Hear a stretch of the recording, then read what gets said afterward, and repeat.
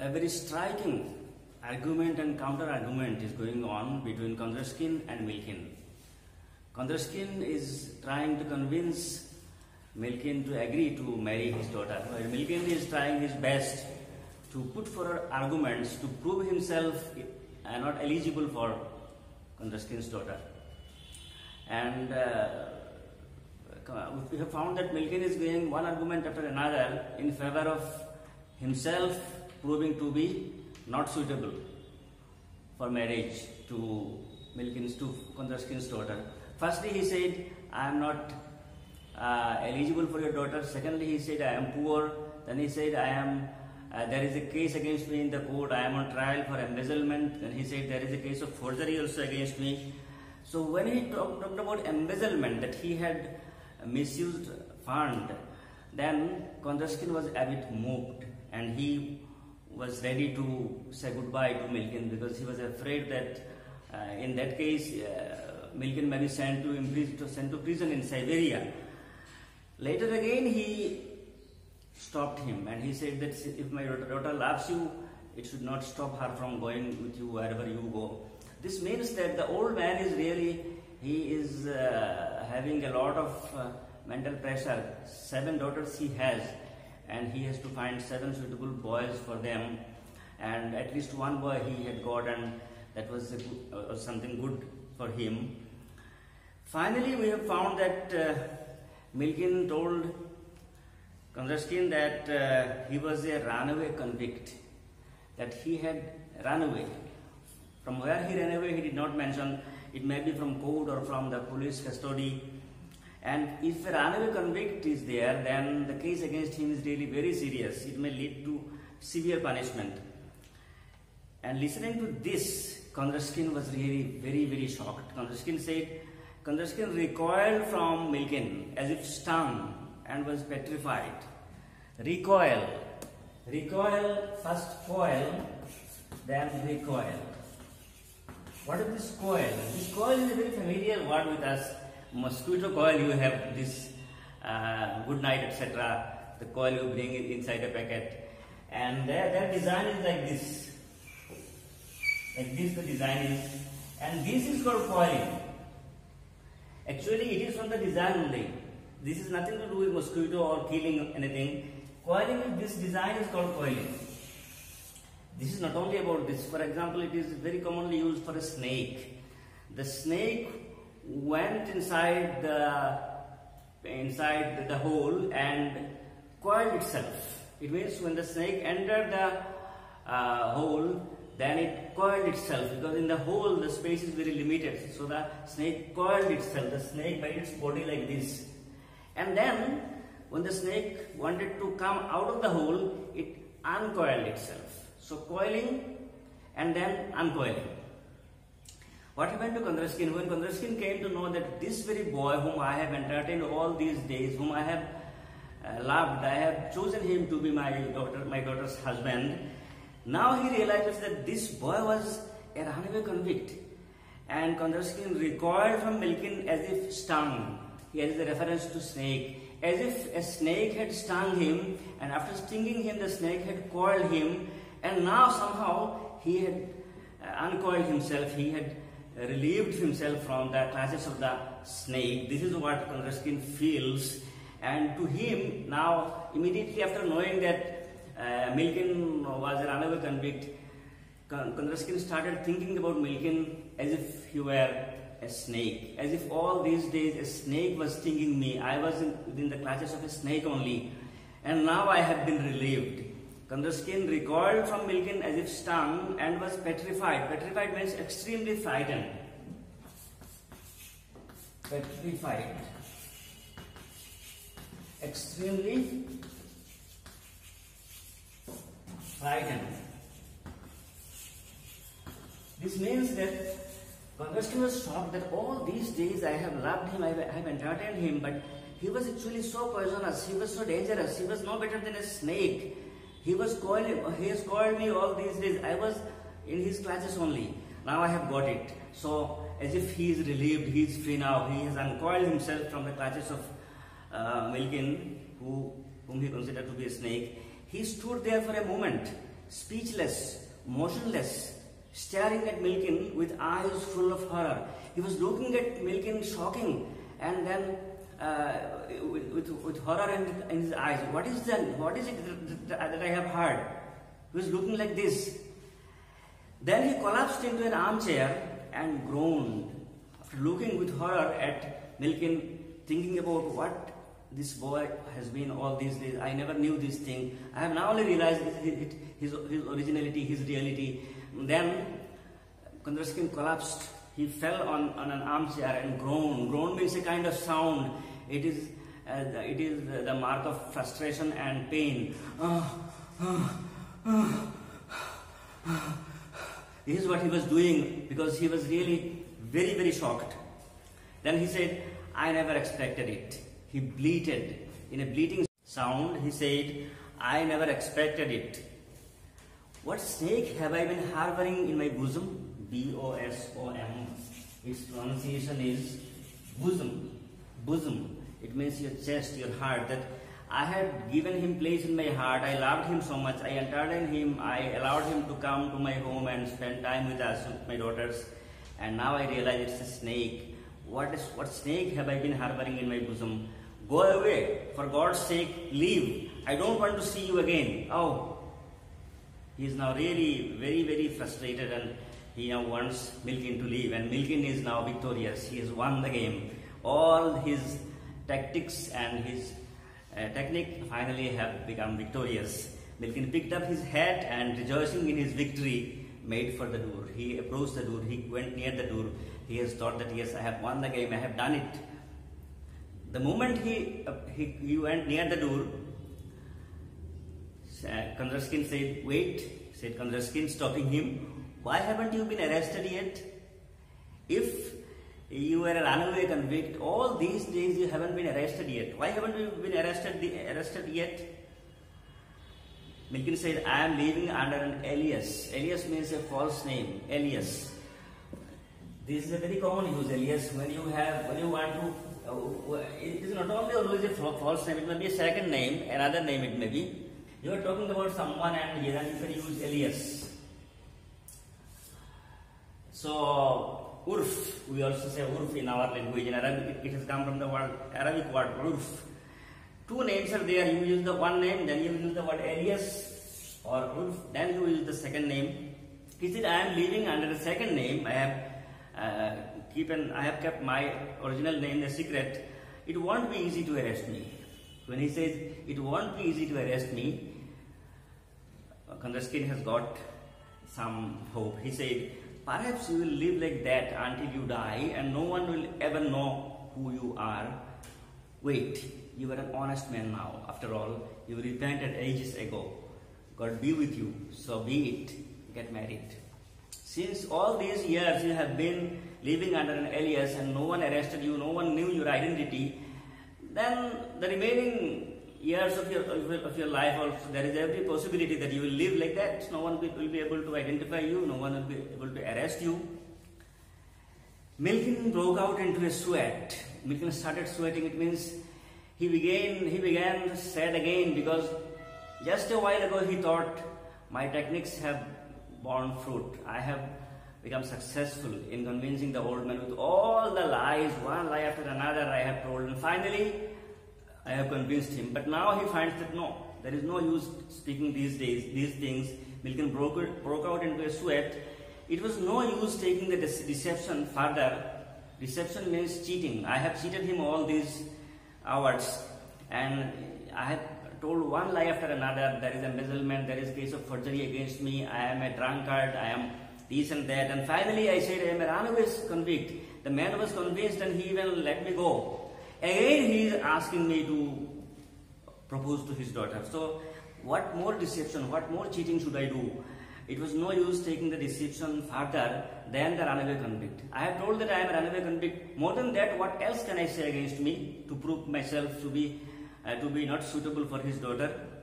And only one thing remained. Yes, the last thing, one thing is there: to flee ignominiously without giving any reason. Ignominiously means in a disgraceful way. If you are visiting someone's home, then when you take leave, you should say, yes, I am going, and then only you should leave.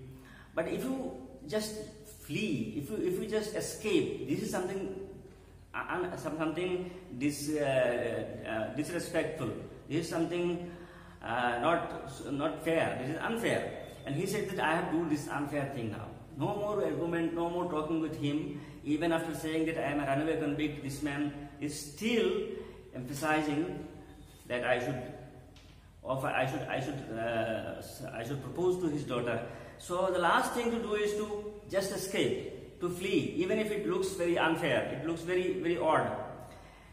He was just about to dive through the door when a thought flashed across his mind.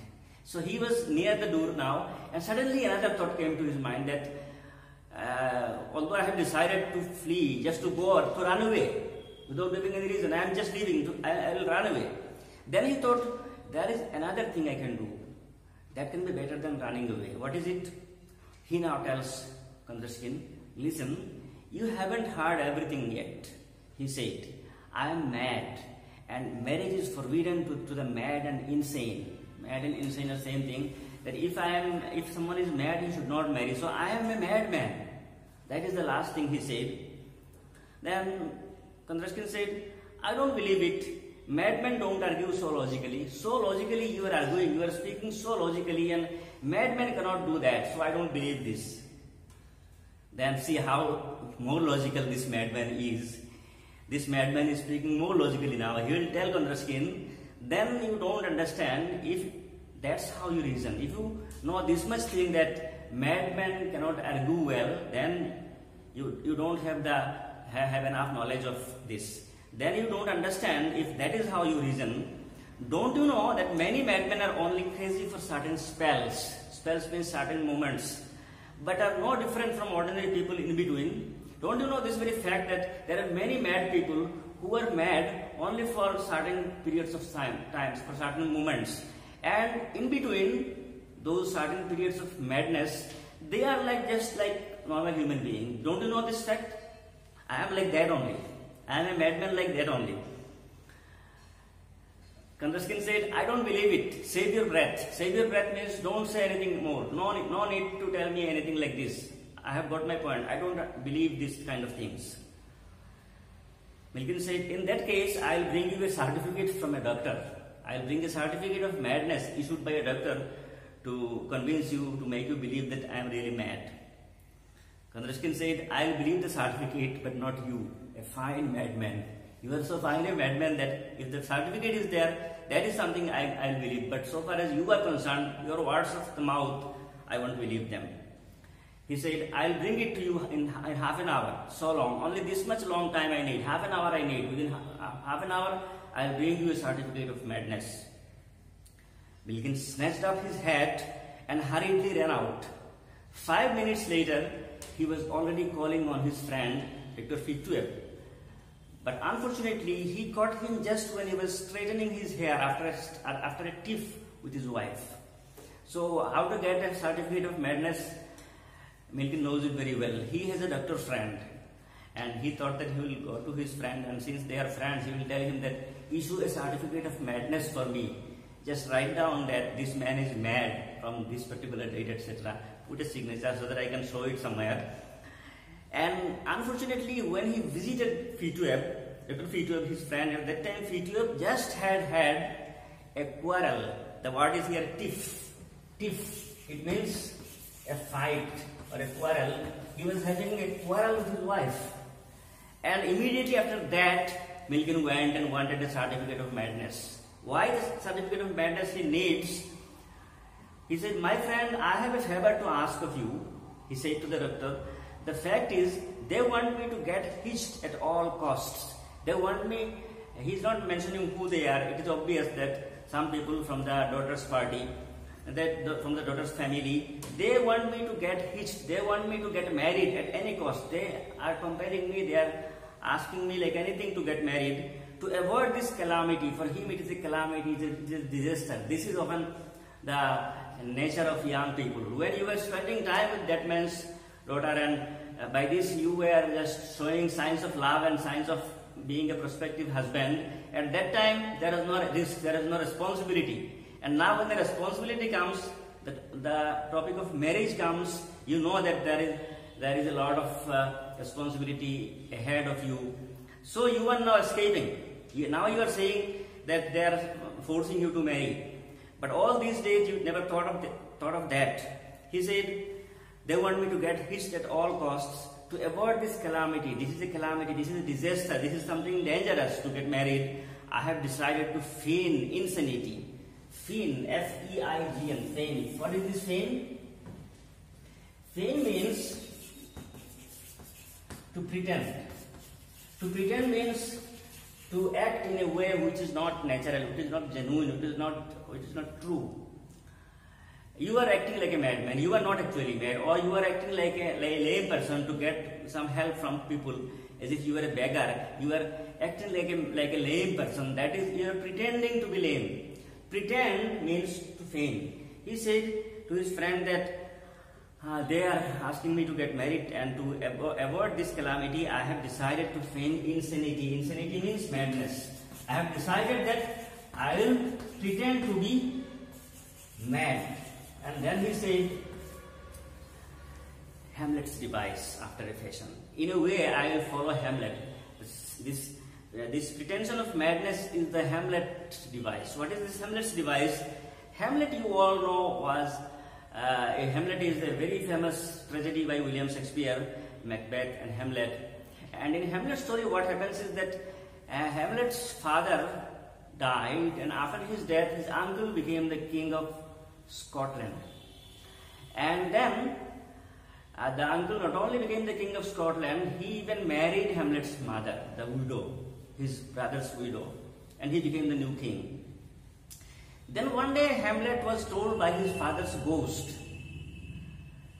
What did the ghost tell Hamlet? In Shakespeare's tragedies, you will find that, if you study in degree class, you will find that this ghost, appearance of ghost is very common. And people at that time also believed in such things. In Greek tragedies also such things are there. Whether you believe it or not, but in literature you will find it. So the question now is that after Hamlet's father's death, when his uncle became the king, it was told to the whole kingdom that the old king died because of the stinging of a snake, because of a snake bite. A snake was the reason for the king's death. Now, the dead king's ghost comes and tells his son Hamlet that, do you know the snake that killed your father? The snake that killed your father is the very snake who is ruling the country. From this, Hamlet came to know that his uncle, the new king, murdered his father to become the king.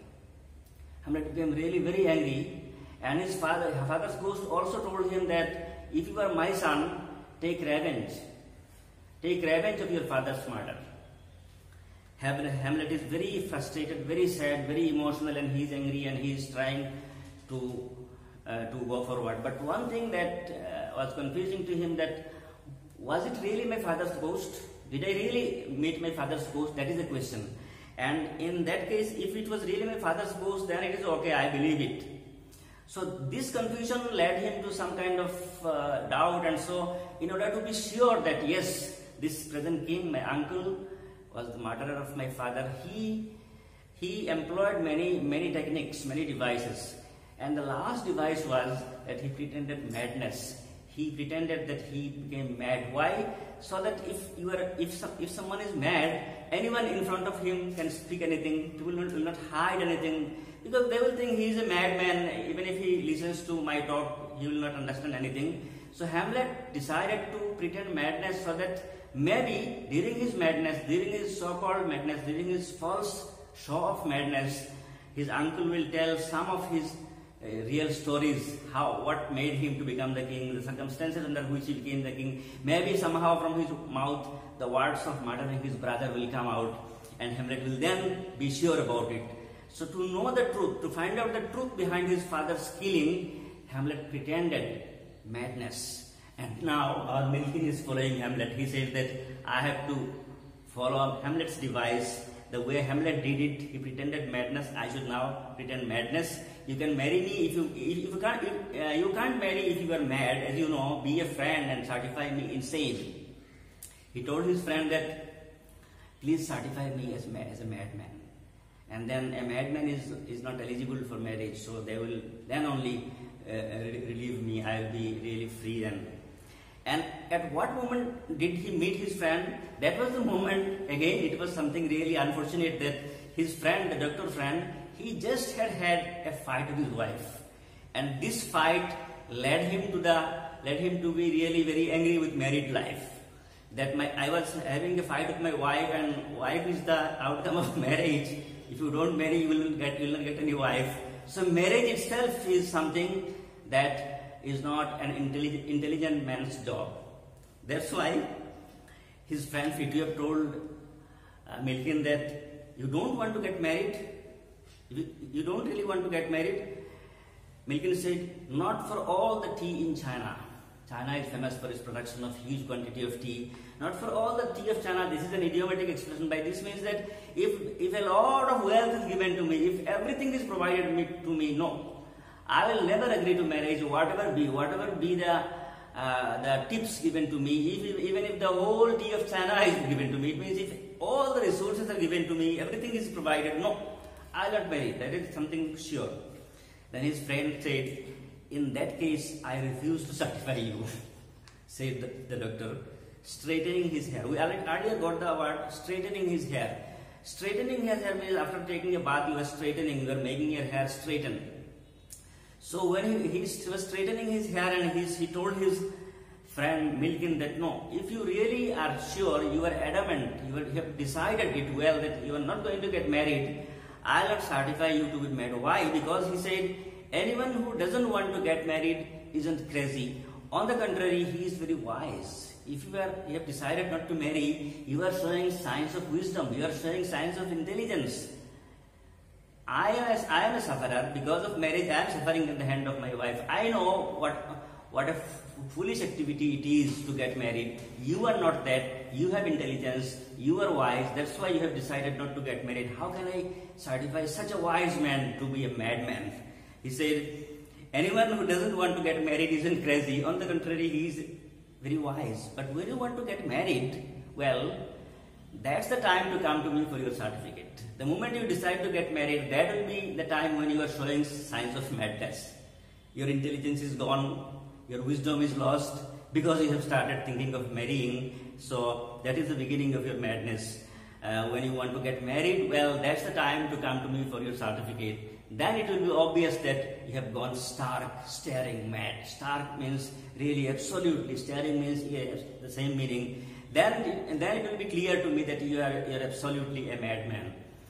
So the story ends really in a very happy note, and happiness is for there is something really very, very, very interesting, that Milkin came to get a certificate of madness which he did not get. This means he would not be able to go back to Kandarskin again. And it is the humorous note with which the story is ended by the author, that often you will find there is a lot of humor about married life, about husband and wife. I remember one joke in Hindi about that Sada khush raho, haste raho, muskurate raho. Sada khush raho, haste raho, muskurate raho, taake pata na chale ki tum shadishuda ho. So this is how married life and wife, etc., they are teased, they are made fun of. And this is how Anton Chekhov has ended his beautiful story. But the sad reality remains that the young man, what he did out of emotion, at that time he did not think about responsibility, and he enjoyed time and he was entertained. But the old man was having a lot of hope, and it was right on his part to have such kind of hopes and aspirations from this young man. And with that kind of hope, he entertained him. And now when this man decided to go and tell them that no, I am no more in a relationship, I am going to stop this kind of friendship, then he never thought of what kind of impact it will have on the mind of the poor old man. So young people, they should not be led by emotion only. Whenever they do a thing, they should ask their brain also, not only their mind. Their brain will tell them the real thing. The mind will often lead them to such disasters, such difficulty not only for himself but for others as well. So every young man, they should be responsible enough to understand what kind of, because a time will come when you will really get married, when you will have children, maybe you will have a daughter, then you will have to look for a suitable boy for your own daughter also. That time will come definitely in your life. So, and this old man, he is as good as your father. You should consider him like that only. But this young man did not do it. So this story is, although it ended in a very beautiful note, in a very humorous way, we all laughed, we enjoyed. But the lesson is for the young people to be responsible, not to be led by emotion only, to think about the elderly people, their responsibility, to pay respect to them, not to play games with other people's emotions. If all these things we people can realize, especially you people can realize, then only Anton Chekhov's writing this story, it will bear more fruit. With this kind of hope, let us stop here. Thank you very much.